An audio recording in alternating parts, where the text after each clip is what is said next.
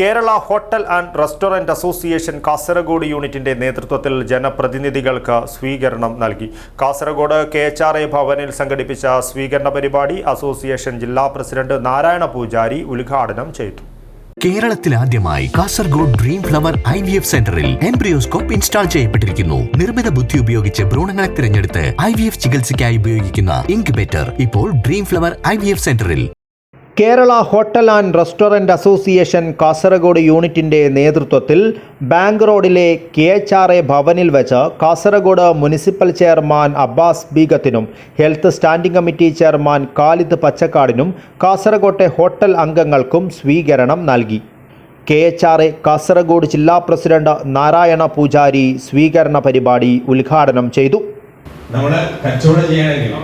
എന്തെല്ലാം പ്രശ്നങ്ങളുണ്ടെന്ന് അവർക്ക് അറിയാം. അവര് കൂടി ഈ കച്ചവടം നമ്മൾ ഉപദ്രവിക്കണം എന്നുള്ള ഒരു ധാരണ അല്ല. നിങ്ങൾക്കറിയാം, എല്ലാവർക്കും 10,000-ന്റെ ഓരോ ഫൈൻ അടിച്ചൊരു കടലാസ് കിട്ടിയിട്ടുണ്ടാവാം. ഇപ്പോൾ എല്ലാവരുടെ കയ്യിൽ പല ആൾക്കാർ അടിച്ചില്ല. കാരണം ഞങ്ങളും ചെയർമാനും മുമ്പത്തെ ചെയർമാൻ എല്ലാവരും ഇരുന്നുകൊണ്ട് ഈ പ്രശ്നത്തെ എങ്ങനെ കൈകാര്യം ചെയ്യാം എന്നതാണ് നമ്മൾ ഉള്ളിലുള്ള ഒരു പ്രശ്നം.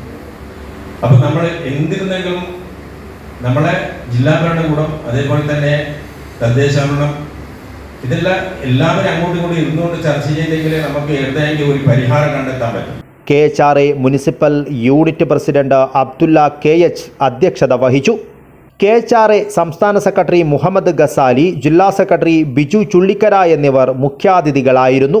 KHRA രക്ഷാധികാരി അബ്ദുല്ല താജ്, ജില്ലാ ട്രഷറർ രഘുവീർ പൈ, ജില്ലാ working president Prakashan Parippuvada, town unit president Vinod century എന്നിവർ ആശംസകൾ അർപ്പിച്ച് സംസാരിച്ചു. തുടർന്ന് സ്നേഹോപഹാര സമർപ്പണം നടന്നു.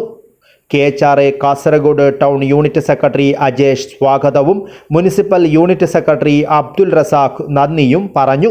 News bureau, Kasaragod.